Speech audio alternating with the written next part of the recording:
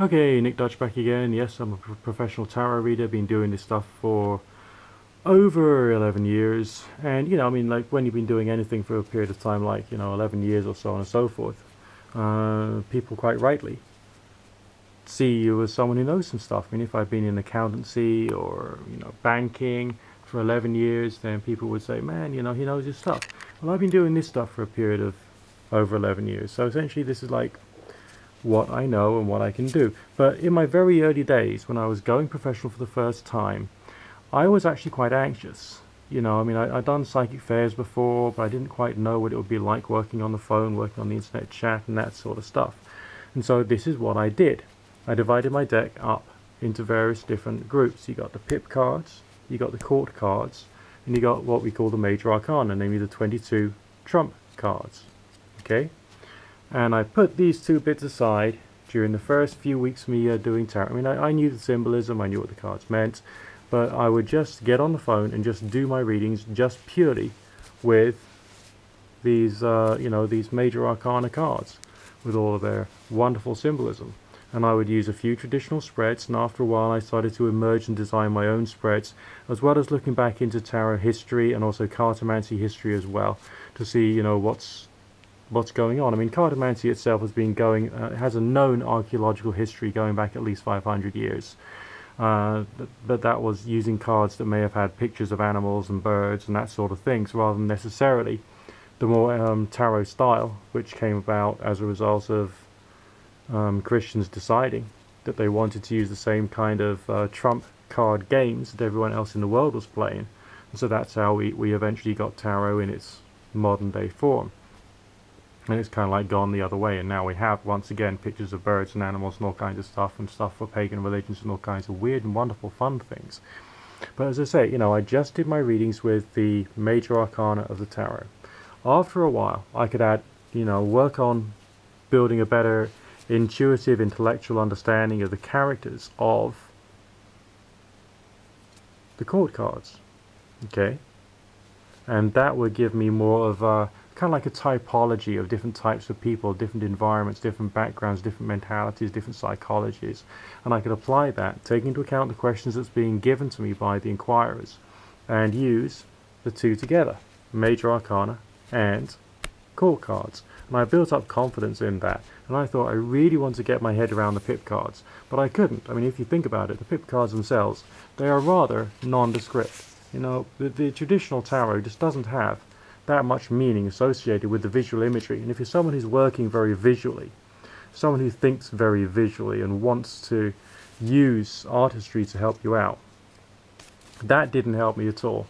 So it was actually quite a long development for me to feel comfortable about applying meanings to the pip cards. Now, one of the greatest innovations within tarot ideas, from my own point of view and limited experience, okay, would be the Aleister Crowley Thoth Tarot deck. Not because it's to do with Aleister Crowley, okay, but he had some amazing visual ideas. And so the pip cards actually have great ideas on them, which has an instant emotional reaction to you, which is much more advanced than a lot of these, wishy-washy, okay, that's a three of water, three of cups, whatever. Okay, so bloody hell what? Okay, you got three fucking cups. You got three, I mean, how,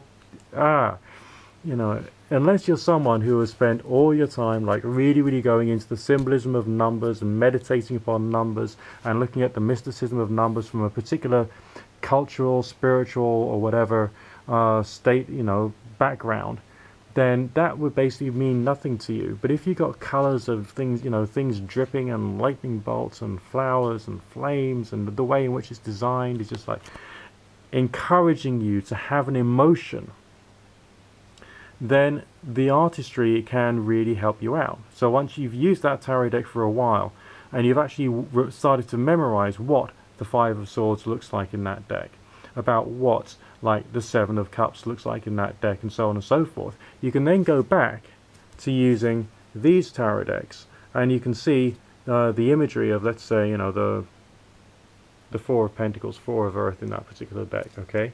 and you remember, I remember what the four of discs looked like in the Aleister Crowley Thoth Tarot. It looked like, you know, a square building. So, you know, strength, stability, protection, also making yourself stronger, you know, shoring up your material possessions and so on and so forth. So you can then apply that when you see that card coming out in a spread. So that's essentially the way in which you know, things, you know, can be done. And as you use different decks, all right, you start to interact with the expression of, let's say, the colors, and, you know, your understanding of the meaning of the colors, or indeed the symbolism and the expression of the various different characters and how they come out and seem to come out to you. Okay, and then that will then change how you feel, because these are works of art. Okay, these are serious, honest to God works of art. Every single one of them has its own, like, independent character. All right, I'm using the word character instead of energies, because the word energies can really confuse you, and you know, whatever. You use the word energies, use the word character, whatever you want to do.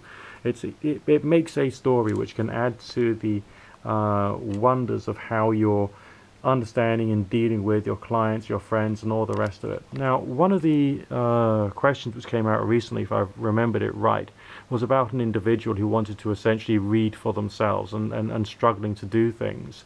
Well, if you're trying to read for yourself, you're trying to bring out of your subconscious mind something which is in it.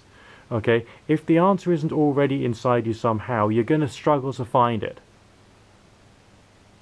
So that's difficult. A clever way of doing things is to try and hoodwink yourself so you can then release things from your subconscious mind. You take an envelope and a piece of paper, okay, and you write down your questions that you want to answer. All right, in the style of you writing to somebody else for a reading, okay? And you mail it to yourself. The next day when you receive it, okay, you reply to yourself in the same manner of replying to somebody else, as if you're replying to somebody else and giving a reading for them, okay? And then you send that off in the mail in a separate envelope as well, okay? And then the next day when you receive that, or whenever you receive it, you then open it and you can then think about it as if it was sent to you by somebody else. That's a technique which I've used previously. Lots of other readers who I've spoken to all the time have used that previously, and it can really, like, help to just change your perspective and make it more of a formal intellectual exercise. Okay, when you're expressing all of your emotions, then you're expressing all of your understanding of what could be happening if you were answering that for somebody else, and then you're receiving the wisdom which came from your own mind to yourself. And it's just quite a fun intellectual exercise. You can't always find, like, the secrets of the universe that way, but it's there to help you to contemplate stuff and help you to think about stuff, and anything that can get you people thinking is obviously quite a good idea, you know. Anything that can. This is just, like, fun, you know. I mean, I enjoy it. I actually like my work. I'm someone who likes his work. You know, this is weird. Some people say that if you enjoy your work, you don't work a single day of your life. I think that's a pretty cool message, actually. But anyway, just letting you know stuff about beauty. Beauty. I mean, there aren't that many jobs in the world whereby you're handling beauty all the time. Alright, there aren't that many jobs in the world in which you're just, like, able to engage with expressions of history and spirituality and psychology and humanity. And I'll stop right now, but keep watching, rate, comment, subscribe, favorite, and share. As people often say, why do I have to remind you? It's a YouTube video, that's what you're supposed to do. But never mind, look after yourself. Speak to you soon.